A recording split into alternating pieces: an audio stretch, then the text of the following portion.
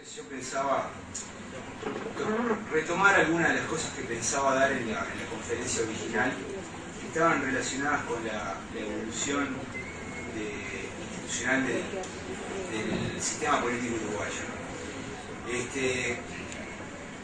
Cuando José me propuso hacer esa conferencia, estaba un poco la idea de un viejo artículo que yo escribí sobre cómo había evolucionado Uruguay en materia de instituciones.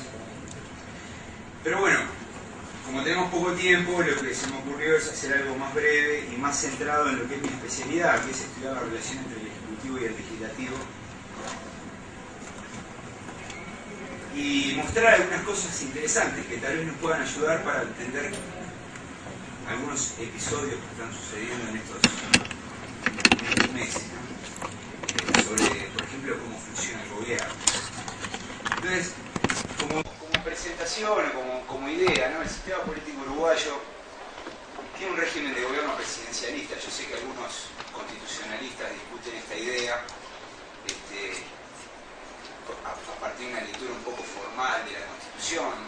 No hay duda de que el sistema funciona como presidencialista por varias razones, porque el presidente tiene un gran poder, porque el gobierno, el ejecutivo y el legislativo se eligen de manera independiente y autónoma, etcétera, etcétera. Esas definiciones que muchos hemos escuchado durante muchos años.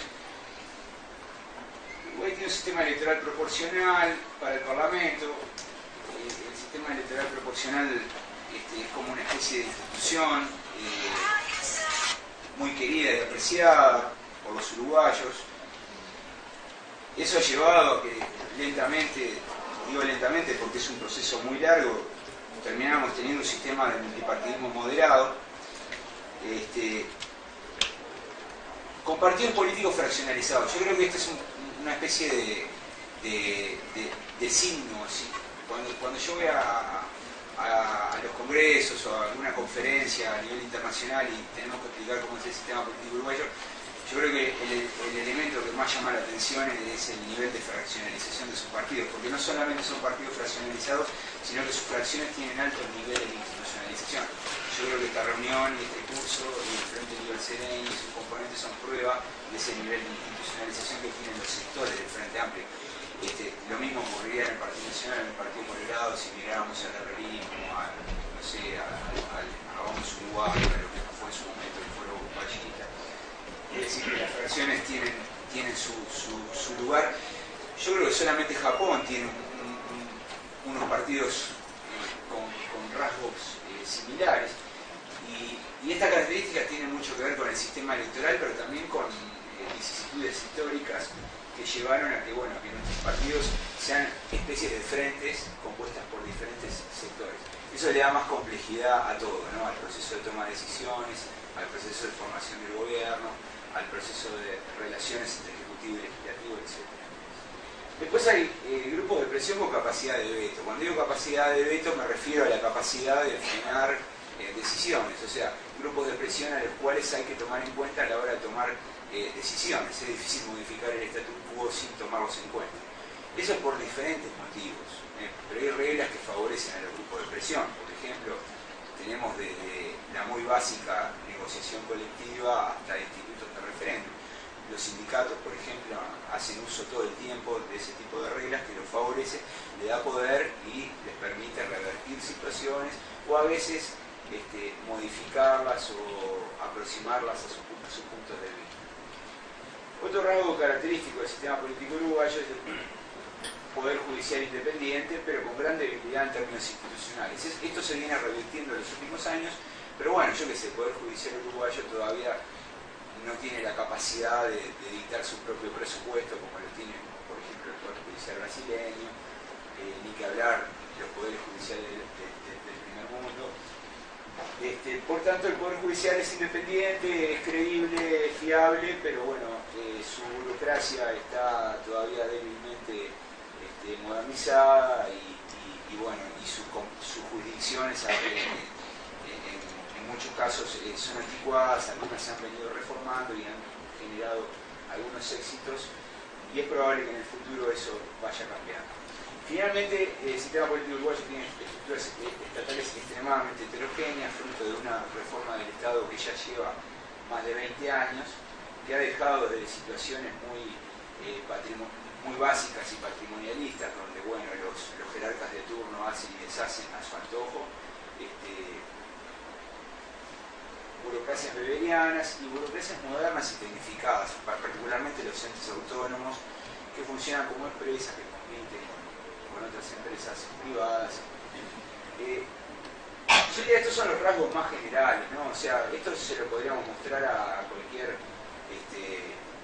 experto extranjero y le daríamos un buen pantallazo. Ahora, yo estoy más interesado en la dinámica, en cómo se toman decisiones y cómo se relaciona el Ejecutivo con el Legislativo.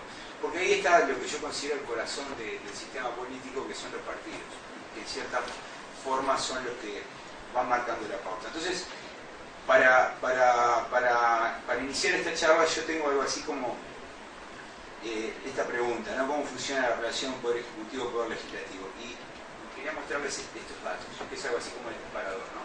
Este cuadro lo que nos muestra son todas las leyes que se aprobaron entre 1985 y 2006. Son 2.361. Estos datos podrían haberse actualizado, pero bueno, no tuve tiempo. Pero en realidad lo que quería mostrarles es esto, ¿no? Es que el 60% o un poco más de las leyes que se aprueban en el Uruguay las inicia el Poder Ejecutivo. Si sumáramos las leyes que iniciaron los legisladores oficialistas, o sea, los legisladores que apoyan al gobierno, el porcentaje llegaría al 80%. O sea, en realidad es como que no cabe duda que el Poder Ejecutivo es como el principal actor en el proceso legislativo, porque inicia la legislación más importante. Otra forma de verlo es, por ejemplo, mirando los proyectos de ley que se envían al Parlamento, ¿no? En cada columna ejecutivo y legislativo vemos los que han enviado, y lo que vemos es que el Poder Ejecutivo manda aproximadamente la tercera parte de los proyectos de ley que recibe el Parlamento. O sea, la evidencia muestra que el Poder Ejecutivo es el principal actor en el proceso legislativo, impone la agenda y normalmente logra pasar una buena parte de sus iniciativas. Fíjense ustedes que 2/3 de las leyes aprobadas en estos 25 años de democracia fueron propuestas por el Poder Ejecutivo, pero solamente envió 1/3 de los proyectos. Eso nos habla a las claras de que el Poder Ejecutivo tiene una influencia muy grande. Y esa influencia es parejita, ¿no? Salvo en el primer periodo, luego de la dictadura, durante el gobierno de Sanguinetti, donde había un gobierno que no tenía mayorías, luego el porcentaje de efectividad del Ejecutivo ha sido constante. Por tanto, si tuviéramos que abrir un juicio, podríamos decir que en líneas generales Uruguay cuenta con una relación Poder Ejecutivo-Poder Legislativo coordinada, con un bajo nivel de conflicto. Esto es importante porque, ¿qué ocurre? En algunos sistemas políticos, no sé, de América Latina, el conflicto entre el Ejecutivo y el Legislativo es bastante corriente, ¿no? Por ejemplo, miremos Argentina, ¿no?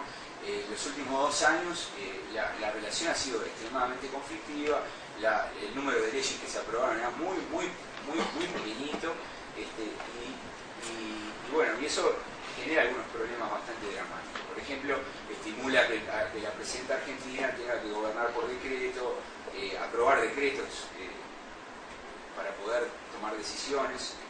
Entonces, yo diría que Uruguay en ese sentido está muy bien, la máquina funciona, digamos. No importa si gobierna a la derecha o gobierna a la izquierda, como que la máquina funciona. Y eso es una buena noticia, y eso se lo debemos a nuestras instituciones. ¿Por qué sucede esto? Hay algunas explicaciones, hay varios papers escritos, artículos por ahí. Hay por lo menos 3 factores que explican este desempeño. Uno es que le hemos dado mucho poder al Ejecutivo. Esto nace en la reforma del 34, yo lo he seguido, pero creo que básicamente es la reforma del 67 la que le da esta tónica. Que en realidad los efectos de la reforma del 67 los comenzamos a ver luego de la dictadura, ¿no? Porque luego del 67 tuvimos un periodo bastante azaroso, donde no se logró ver hasta qué punto esa reforma podía influir y generar nuevas dinámicas. Pero el mundo anterior al 67 en Uruguay, el mundo legislativo y de relaciones ejecutivo-legislativo, era absolutamente distinto que el mundo post-67, ¿no? Digamos post-85.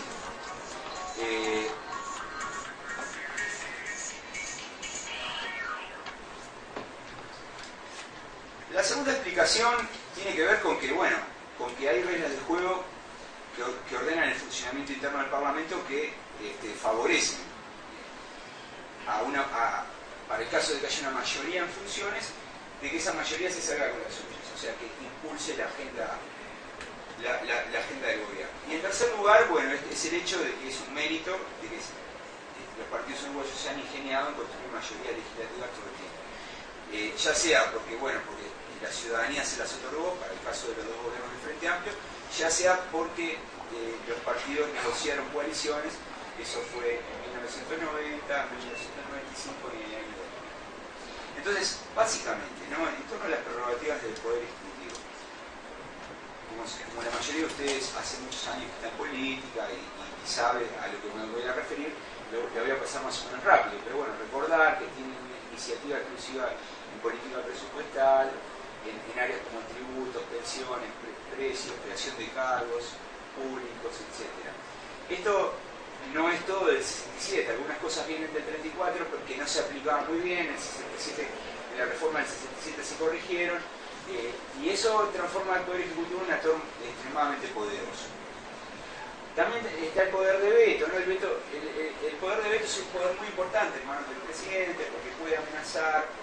Por eso a mí me llamó poderosamente la atención cuando Mujica prometió o juró que nunca iba a usar el veto, ¿no? Cosa que en realidad es algo poco conveniente, ¿no? Es como que un técnico de fútbol diga, yo nunca jamás voy a jugar a la ley de Loza, ¿no? O nunca voy a desbordar por las puntas, ¿no? Porque en realidad el veto es una institución democrática, está en la Constitución y existe para utilizarlo, ¿no? Entonces decir que a priori que no lo voy a usar me parece que es una afirmación un poco temeraria, ¿no? El poder de veto es un poder formidable porque cuando las cosas se complican en el Parlamento le da una fuerte capacidad al presidente. ¿Para qué? Para defender el statu quo. O sea, no podré ganar el partido, pero por lo menos voy a mantener el empate. Esa es un poco la idea del poder de veto. O sea, puedo evitar de que el Parlamento apruebe políticas que a mí no me gustan. Finalmente, los proyectos de urgente consideración, que es una herramienta que se puso allí en el 67 y que se ha usado muy poco. Yo creo que son a esta altura 14 proyectos de ley de urgente consideración que se han enviado desde 1967 hasta la fecha, de los cuales 6 directamente ni siquiera fueron tratados. O sea, en realidad los presidentes uruguayos se han dado cuenta que el negocio no está en mandar proyectos de urgente consideración, sino que el negocio está en otro lado, en construir mayorías para pasar la legislación. Finalmente, el Poder Ejecutivo tiene iniciativa en nominación de cargos, ahí están, bueno, obviamente los ministerios, pero tienen iniciativa para enviar al Parlamento en búsqueda de la venia para los directores de los entes autónomos, embajadores, ascensos militares, etc., lo cual refuerza el poder del Ejecutivo. Este combo, que no es el más importante en América Latina, ¿no? Por ejemplo, si miramos el presidente de Colombia, el de Brasil, el de Chile, el de Ecuador, el de Venezuela, vamos a ver que son presidentes más poderosos que Uruguay. Sin embargo, este combo nos diseña un presidente bastante fuerte, ¿no? Que institucionalmente tiene ciertos mecanismos como para, bueno, marcar la cancha, ¿no? Esto en términos de toma de decisiones podríamos definirlo como que el presidente uruguayo tiene capacidad de controlar la agenda, tiene poder de agenda. En segundo lugar, adentro del Parlamento hay reglas que ordenan el funcionamiento de las cámaras. Las reglas son importantes porque, bueno, son las que determinan también dónde está el poder de agenda dentro del Parlamento. Existen reglas formales, algunas están en la Constitución y otras obviamente están en los reglamentos de las cámaras. También hay reglas informales basadas en la tradición y la costumbre que se preservan, que están en manos de los legisladores más viejos y que bueno, funcionan, ¿no? muchas formas de negociar, de acordar, de reunión de coordinadores de bancada que permiten mejorar el orden del día, etc. Algunas reglas que no están todavía suficientemente estudiadas, pero que también producen efectos y que deberían ser tomadas en cuenta a la hora de evaluar cómo se toman decisiones en la arena legislativa. Además, bueno, hay ciertos cargos en manos del presidente, ¿no? Porque tras la elección el partido del presidente cuenta con la presidencia de la Asamblea General, o sea, el vice va y toma el mando del Parlamento, y la presidencia del Senado, lo cual es una ventaja importantísima. Yo creo que habitualmente no se evalúa el papel que cumple el vicepresidente de la República, porque es algo así como la figura que coordina esta relación. Y además tiene, bueno, el poder de agenda para regular y asumir los costos del monitoreo del proceso legislativo. Finalmente, está la estructura misma, ¿no? del Parlamento, un sistema de comisiones, presidencias y vicepresidencias de las cámaras, una estructura interna del Parlamento que, bueno, y una forma específica de asignación de posiciones en esa estructura que normalmente favorece a quien tiene la mayoría. Todas las reglas están pensadas para que en el caso de que exista una mayoría, esta se vea beneficiada y controle el poder de la agenda de la Cámara. Esto es así, lo he discutido con varios legisladores, he leído los reglamentos, he estudiado los reglamentos desde el primer reglamento, que ni siquiera era del Parlamento del 30, sino que era de la Asamblea Constituyente de 1828, cómo fueron evolucionando, y hay un cambio muy fuerte en el año 1929, ahí se fijan un set de reglas que permanece más o menos incambiado hasta el presente. Y la idea básica y el concepto básico es que si hay una mayoría, esa mayoría va a poder apropiarse del poder de la agenda. ¿A qué me refiero con esto? A que la mayoría va a poder quedarse con las presidencias de las cámaras, las presidencias de las principales comisiones, como para poder regular el flujo legislativo. Y esto es bien importante porque hay que recordar siempre que, bueno, que por cada 10 proyectos que se presentan en el Parlamento, 6 ni siquiera son tratados. Mueren en comisiones, se mueren en el intento. Entonces hay por lo menos una tasa de mortalidad del 60% de todos los proyectos que se presentan. Y eso es muy importante, porque para poder matar proyectos hay que tener poder de agenda. Eso se llama poder de agenda negativo, y si los partidos, si la mayoría no tiene ese control y no se propone hacerlo, directamente el Parlamento caería en un problema, en un dilema de acción colectiva, que en la literatura normalmente se le llama, bueno, cuello de botella, es decir, todos presentan proyectos y no sabemos a cuál le vamos a dar prioridad. Pero por suerte en Uruguay tenemos reglas que favorecen a la mayoría impone sus preferencias, y bueno, ahí tenemos a los legisladores de la oposición quejándose. Hoy se quejan blancos, colorados, antes se quejaban frentistas. Yo me acuerdo del senador Rubio, que en aquel entonces era diputado, que decía: yo presenté un proyecto sobre ciencia y tecnología y nunca en la comisión logré que lo trataran. Y bueno, ahora el año pasado escuchaba en la calle Pou que decía: yo presenté un proyecto sobre seguridad y jamás logré que la Comisión de Constitución y Legislación lo tratara. Bueno, pasa eso porque efectivamente hay alguien que tiene el poder de agenda y es el que decide para dónde va el flujo legislativo. El tercer punto, construcción de mayoría. Bueno, multipartidismo moderado, eso quiere decir que, bueno, que hay más de 2 partidos. Esta es una tabla muy básica donde se calcula el número efectivo de partidos en el Senado y en diputados. Y como verán, en la última columna está el promedio para las 5 legislaturas hasta el 2010, ¿no? Lo que tenemos es un promedio de 2,9, o sea, casi 3 partidos efectivos, ¿no? El número efectivo de partidos mide el peso relativo, no cuenta exactamente el número de partidos que hay, sino que mide el peso efectivo. O sea, lo que podemos entender es que, bueno, es que es un juego de por lo menos 3, ¿no? Esto vuelve bastante distinto al Parlamento uruguayo de lo que era antes de 1967, que era un juego de a 2, y cada una de esas unidades estaban bastante fragmentadas. Hoy es un juego de 3 con partidos un poco más compactos y más disciplinados.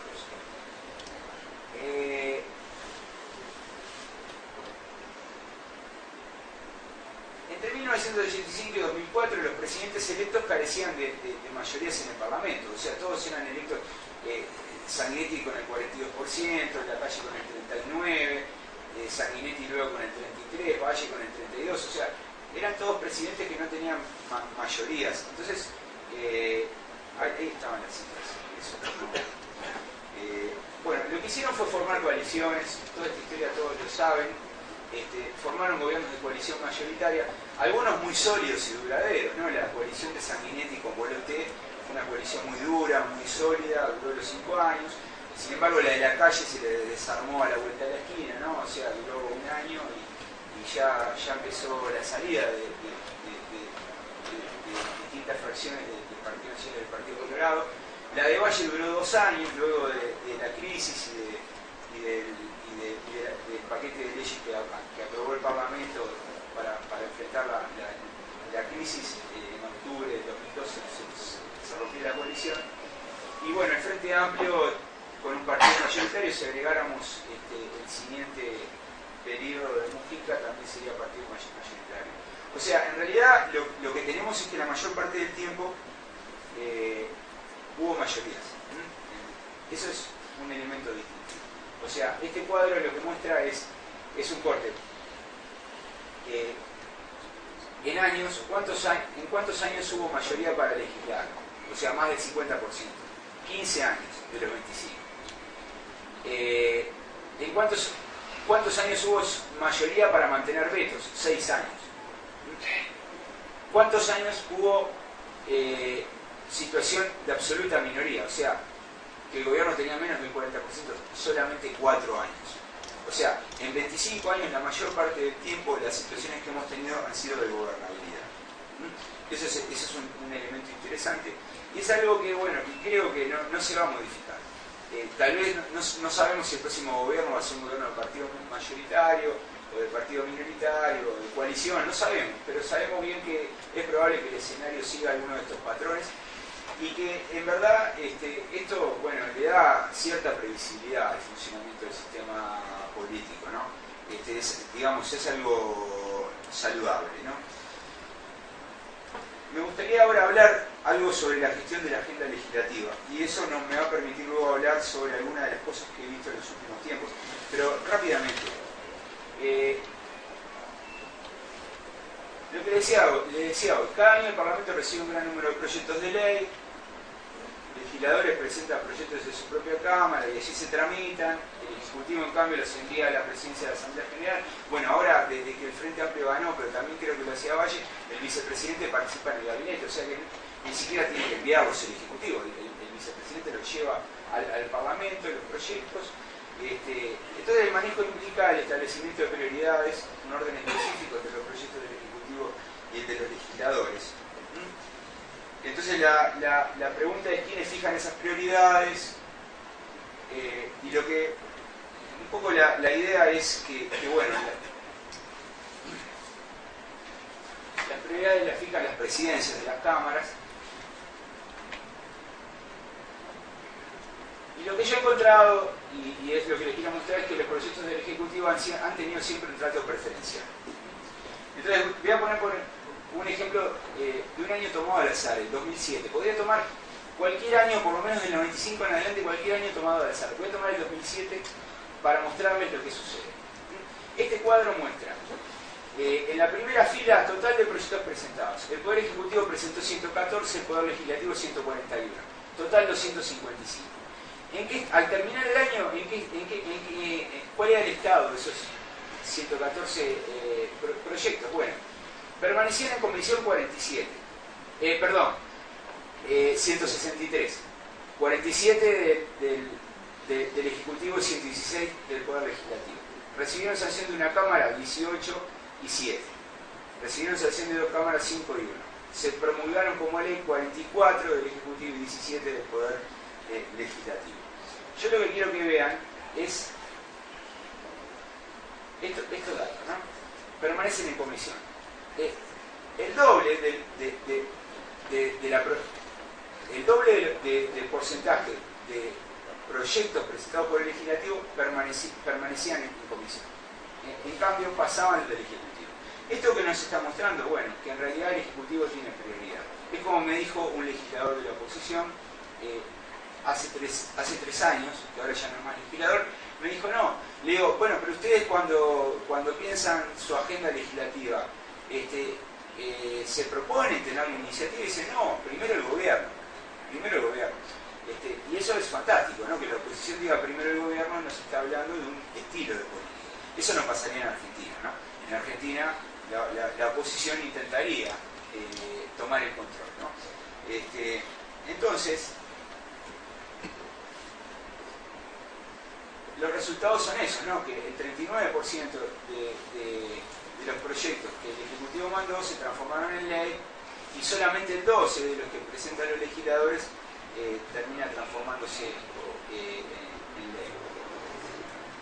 Hay otra forma, bueno, el total era el 24%, esto es una muestra de que bueno, hay más proyectos que posibilidades.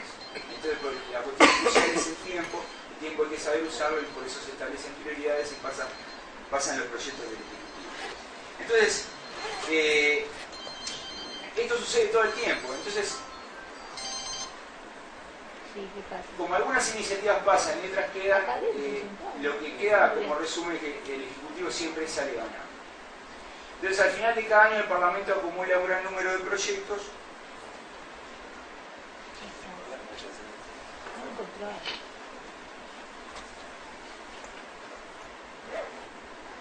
Observemos lo que sucede con los proyectos del Ejecutivo en particular, ¿no?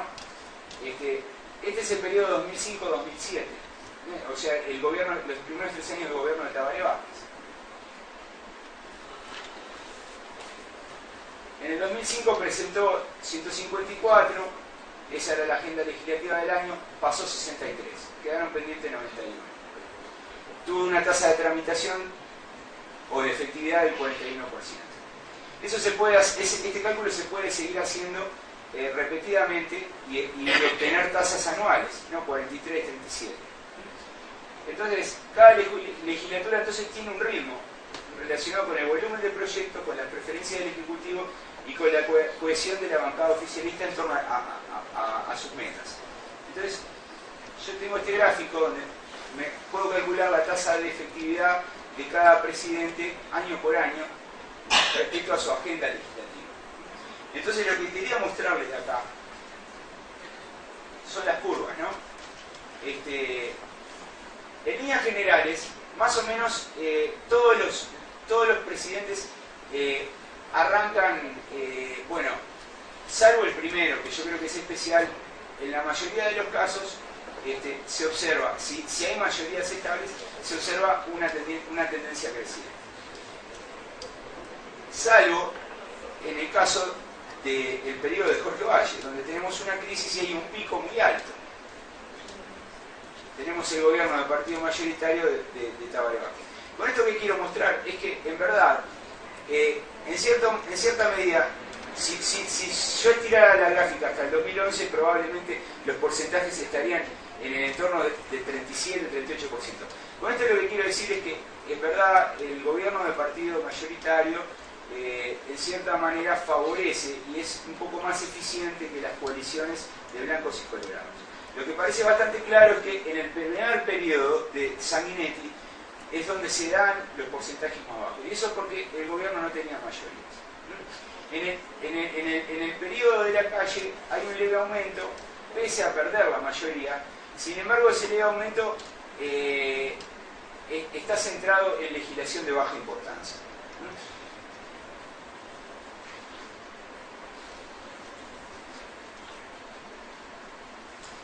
Por tanto, si tuviéramos que abrir una opinión sobre cómo funciona esto, diríamos que, bueno, que a un gobierno le va mejor si tiene una mayoría legislativa estable en la Cámara.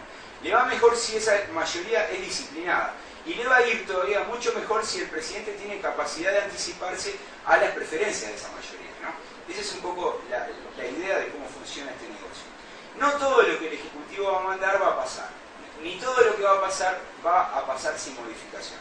Y sobre este punto me quiero detener. Dado que los proyectos del Ejecutivo no pasan automáticamente, los legisladores en las comisiones suelen modificar o sustituir una parte de las iniciativas del Ejecutivo. Y esto es bien importante. ¿Por qué? Bueno, porque en realidad, si miramos los datos, para las 3 últimas legislaturas, lo que tenemos es proyectos del Ejecutivo, en este cuadro, ¿no? Proyectos del Ejecutivo que tuvieron la aprobación de la Comisión Parlamentaria de la Primera Cámara y que fueron modificados. Miren ustedes el caso de Sanguinetti, ¿no?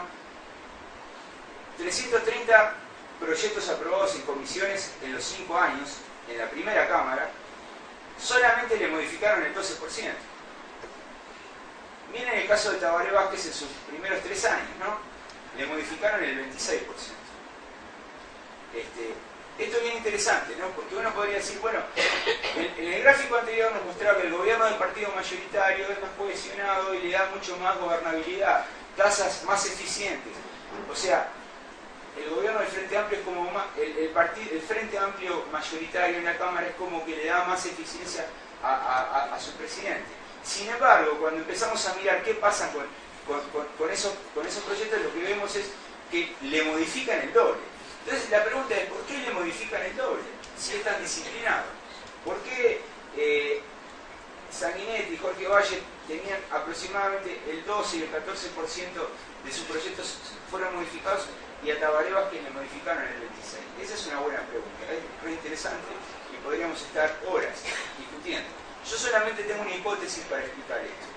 Y esto me sirve para hablar de algunas cosas que he visto en los últimos años, en los últimos meses, que le está pasando a este gobierno. Yo tengo la siguiente hipótesis. Yo creo que las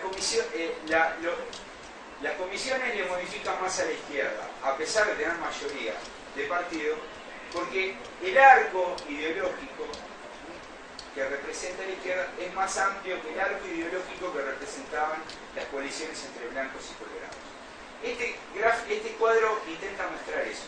Lo que tenemos acá son, en la primera parte del cuadro tenemos el gobierno, los sectores que estaban en el gobierno entre el 2000 y el 2005. En la segunda parte del gráfico tenemos los sectores que estaban en el gobierno entre el 2005 y el 2008.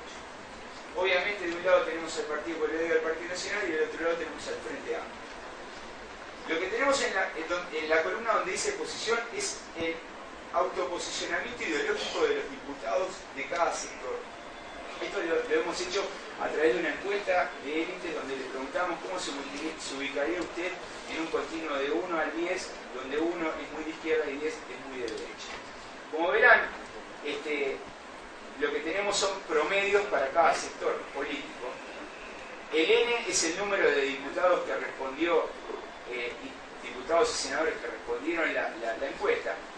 Y lo que tenemos al final, en la penúltima fila, es el promedio del posicionamiento ideológico de la coalición Partido Colorado Partido Nacional, que es 5,5. Entonces, una coalición que a sí misma se ve como parada en el centro. En cambio, el Frente Amplio se ve parado en la centro-izquierda, ¿no? 3,1. Está corrido, del centro hacia la izquierda. Pero eso no es lo interesante, si está en la centro-izquierda o si está en el centro. Lo interesante es la distancia que hay entre sus puntos más distantes. Y eso lo van a ver en la última fila, donde dice distancia máxima. Mientras que en la coalición entre blancos y colorados la distancia máxima era de 1,3, en el Frente Amplio la distancia máxima es de 2,3. ¿Qué nos está diciendo eso? Bueno, que el Frente Amplio tiene un arco ideológico más amplio que las coaliciones de blancos y colorados. Eso es en realidad un dato sobre el cual es difícil operar, porque desde el 4,3 de Alianza Progresista o el 3,8 de Asamblea Uruguay, que son los sectores más cercanos al centro, hasta el 2,0 del Partido Comunista, no hay forma de modificarlo. No podemos volver a Asamblea Uruguay o a la Alianza Progresista o al Frente Liberal Serení más izquierdista o volver al Partido Comunista más centrista. Eso responde a otras cosas. No se puede modificar en el Parlamento. En realidad, ese es un dato objetivo. El arco de preferencias, y esto se traduce en materia de políticas públicas. Esto se traduce, por ejemplo,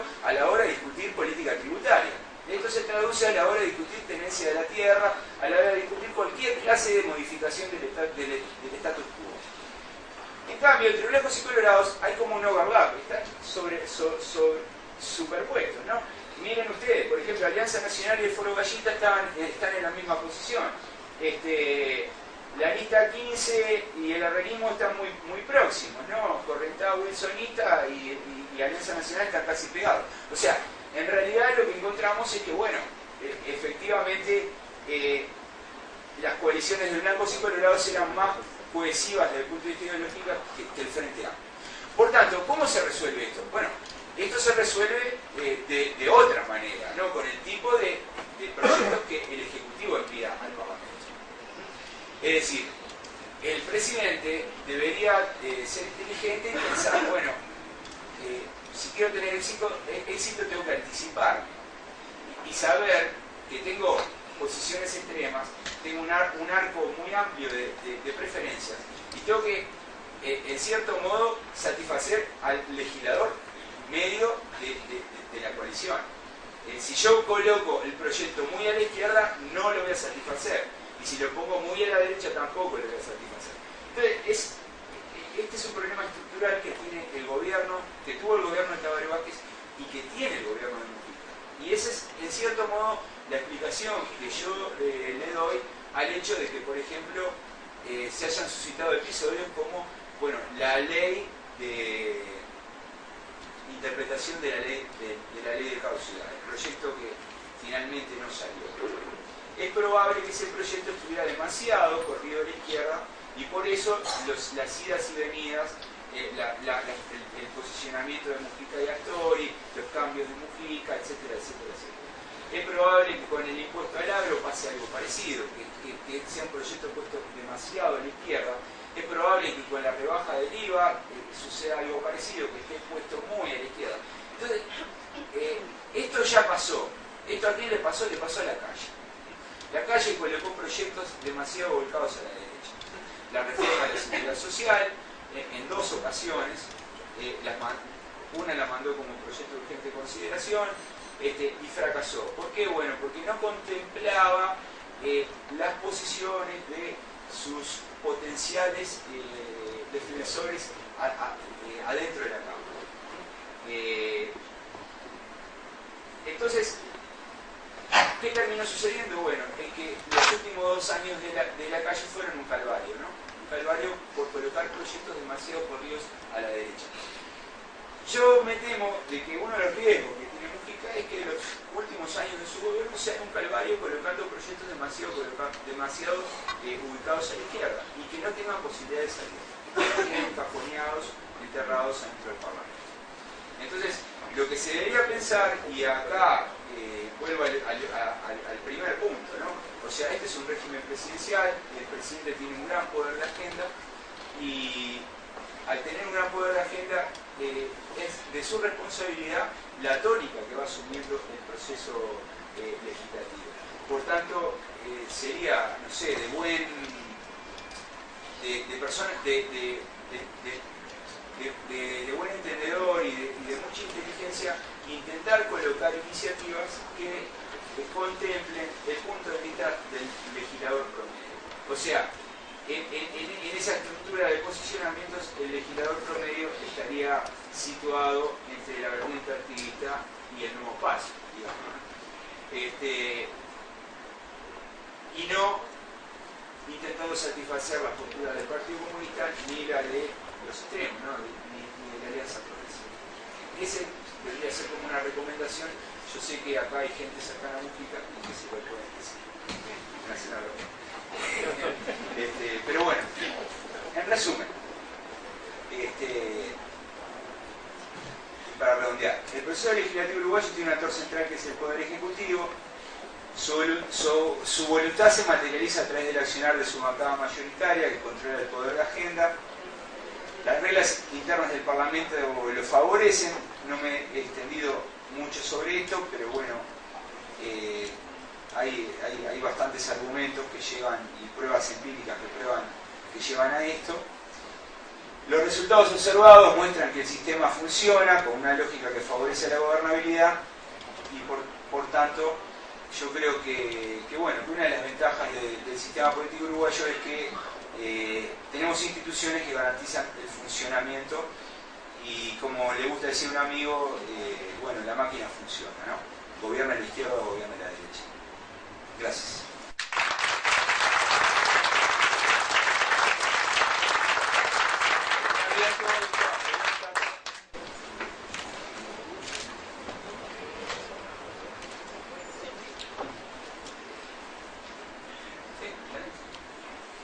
Podemos proyectar la última transparencia, la que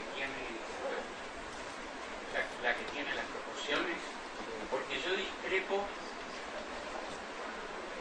con el análisis que se hace con respecto al legislador promedio.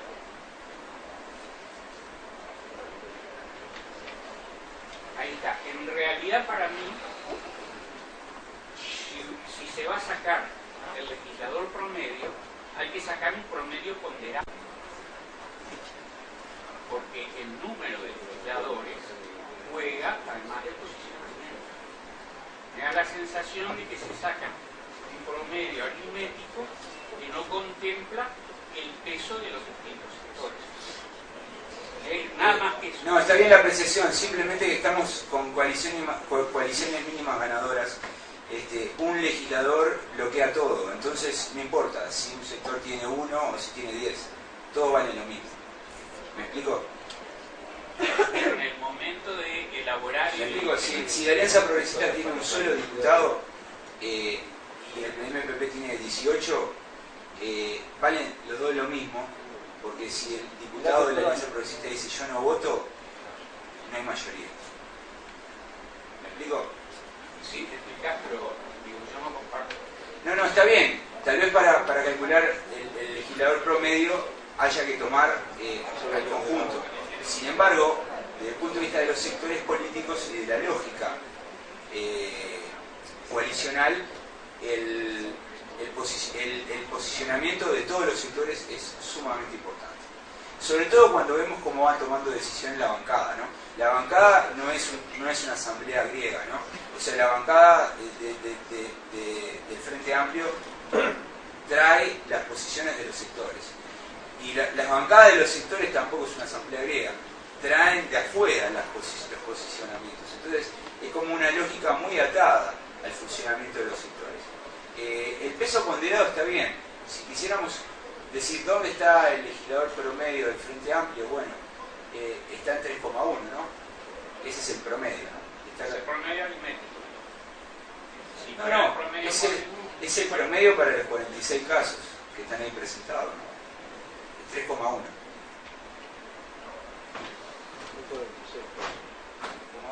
y un poco más. ¿Cómo llegas a ese 3,1? Es el promedio de las respuestas. El promedio de la respuesta. 46 cafés, los 46. Podría estar un poco más corrido para arriba, pero yo digo que no importa, lo importante es mirar los sectores. Yo descubrí que los sectores eran muy importantes cuando la reforma tributaria, Fernando se debe acordar, cuando se la agarraron en la Cámara, en la Comisión de Hacienda de Diputados y empezaron, la tuvieron 6 meses que la... y había sectores muy pequeñitos, con una influencia increíble, ¿no? Estoy pensando en la Bertita Ridita, por ejemplo, que tenía 2 diputados y influyó mucho en la decisión, ¿no? Porque como que opera la lógica sectorial, ¿no? Y más cuando tenés una coalición mínima ganadora. Eso es un problema bastante dramático de este gobierno, ¿no? Porque un legislador díscolo para todo, ¿no? O uno enojado.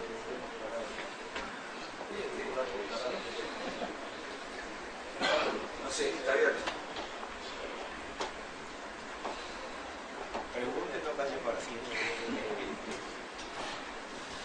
Una consulta, también vos planteabas una curva con respecto a la corrupción, digamos, o a la legislación, que en general estaba bastante... hay una idea, digo, que se hacen muchas cosas en los primeros 2 años. Sin embargo, la curva esa no muestra siempre lo mismo. Sí, Digo, te pregunto esto porque vos después decías, bueno, los peligros de que los últimos 2 años se transformen en calvario, ¿qué repercusiones tienen? Claro, lo que pasa es que acá estamos trabajando con datos agregados, ¿no? Probablemente si hiciéramos una limpieza de la legislación que se va aprobando, nos quedáramos con lo más sustantivo, es probable que en realidad sí haya una curva, en todos los casos, en caída, ¿no? Yo creo que con una pendiente más chica en el caso del Frente Amplio, que estuvo casi hasta el último año aprobando leyes importantes. También el de Sanguinetti fue también hasta el final bastante productivo. Pero acá yo lo que quería mostrar es lo siguiente, es que están todos, esta línea que es el 40%, es que todos estos gobiernos están por debajo. Hay un solo caso, que es la crisis, donde el sistema político se cierra y vota todo, ¿no? Hasta funcionan los domingos el Parlamento. Y después está el gobierno de partido, ¿no? que es sumamente productivo. Esto después se mantiene, y no lo calculé para el primer año, pero debe estar también muy alto. Entonces, con estos datos alguien diría, bueno, en realidad es mejor tener un gobierno de partido mayoritario. Lo que yo luego digo es que, mira, bueno, está bueno porque podés pasar más cosas, pero también hay que mirar la dispersión ideológica de ese gobierno mayoritario, porque si es demasiado disperso, probablemente tengas que estar modificando mucho en el Parlamento. Ese es un poco la luz. Pero la segunda parte de la pregunta era, bueno, ¿cuáles son los peligros de que tengas trabado los últimos 2 años en la regulación legislativa, ¿no? Y bueno, yo creo que los peligros tienen más que ver con la segunda parte del argumento, ¿no? Con la dispersión ideológica. Porque, ¿qué ocurre? En realidad, cuando miramos el gobierno de Tabaré, hasta el último año se seguían pasando reformas y proyectos importantes. Es muy alta la tasa de efectividad. Yo creo que con este gobierno podría pasar lo mismo si hubiese un nivel de cohesión importante. Pero para que haya cohesión hay que poner proyectos que contemplen al legislador promedio. No podés poner proyectos muy a la izquierda, ni muy a la derecha. Ahora, si nosotros consideramos esto como un juego libre,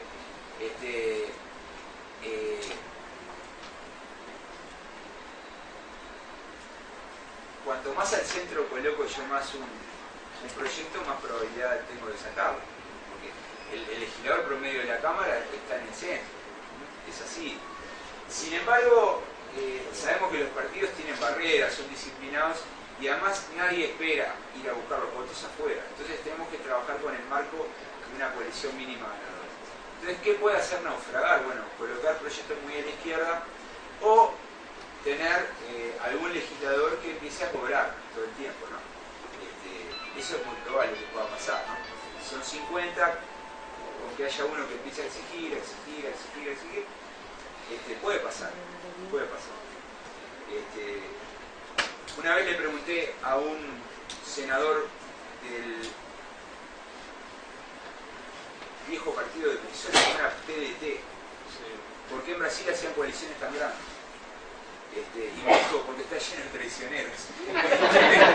No, las coaliciones de Brasil tienen arriba del 65%. Entonces, claro, no siempre uno puede contar con todos los votos, ¿no?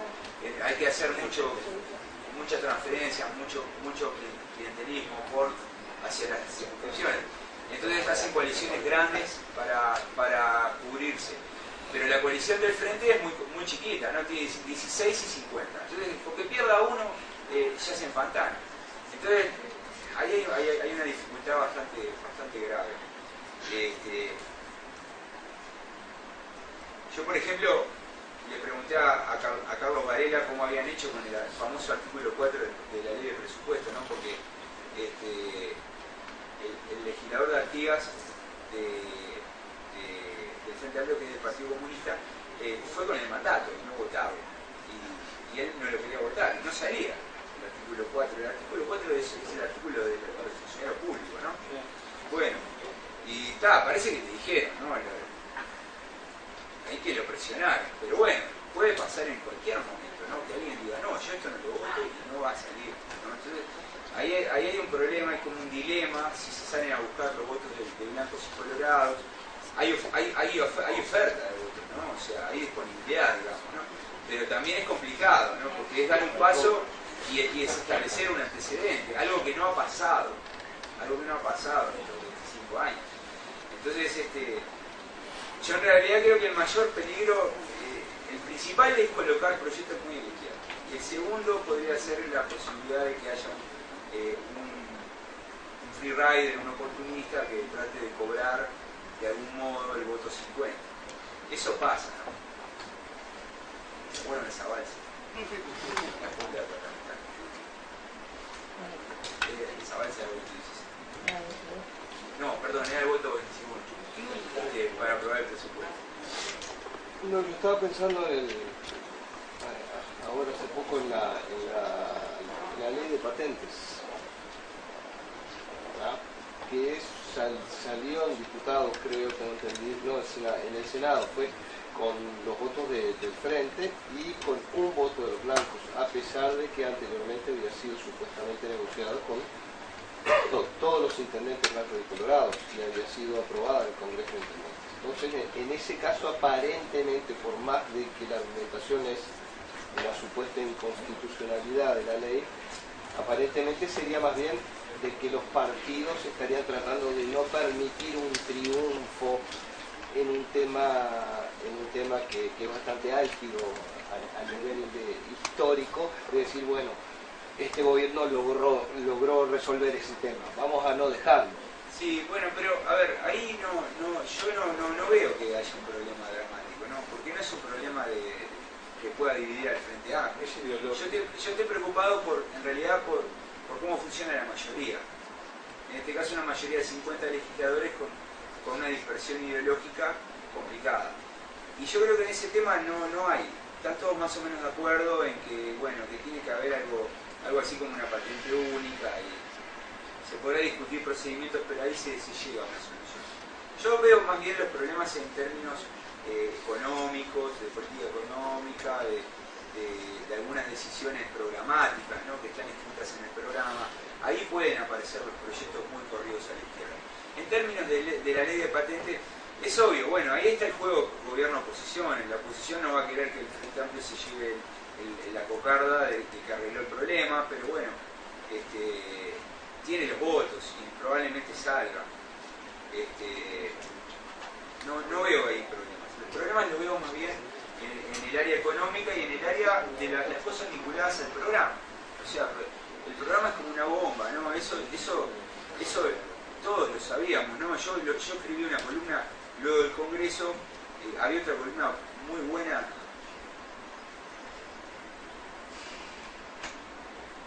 Está por acá.